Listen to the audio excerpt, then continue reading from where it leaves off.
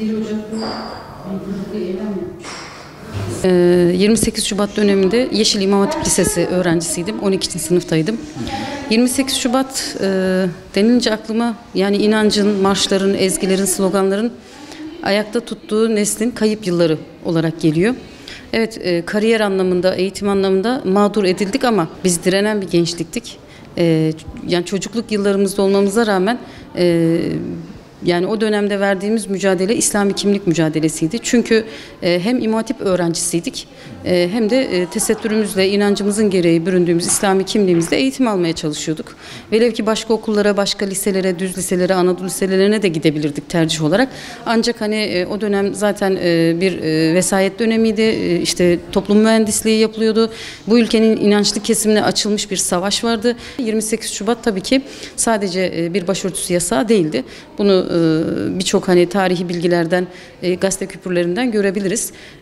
Yani biz ciddi anlamda tabii sarsıldık. Hani hem bir yanımız çocuk, bir yanımız işte liseyi bitirmek üzereyiz, üniversite hayalleri kuruyoruz. Tabii ki o şartlarda üniversite hayali de buçuktu, yarımdı. Çünkü önümüzde gördüğümüz kadarıyla ablalarımız okullara giremiyorlardı. Biz nasıl gireceğiz sorusunu sorarken kendimize tam o esnada kapımızı çaldılar ve dediler ki artık bu okula başörtülü gelemezsiniz.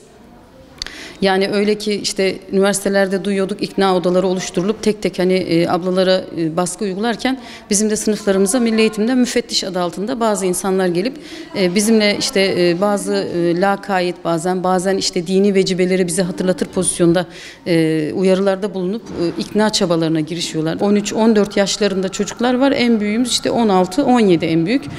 Kapının önünde polis hariç jandarma, çevik kuvvet, donanımlı yani bir ekip vardı. Biz ne yapmıştık? Çantamızda kalem ve defterden başka bir şey taşımıyorduk.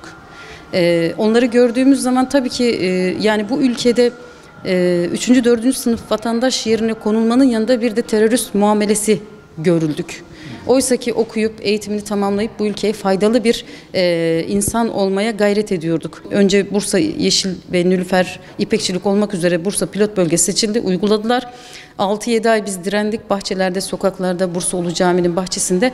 Akabinde tabii ki yeterli toplum ve medya desteği olmadığı için işte bir şekilde savrulduk, çözüldü mesele. Tamamen okulu bırakan arkadaşlarımız oldu.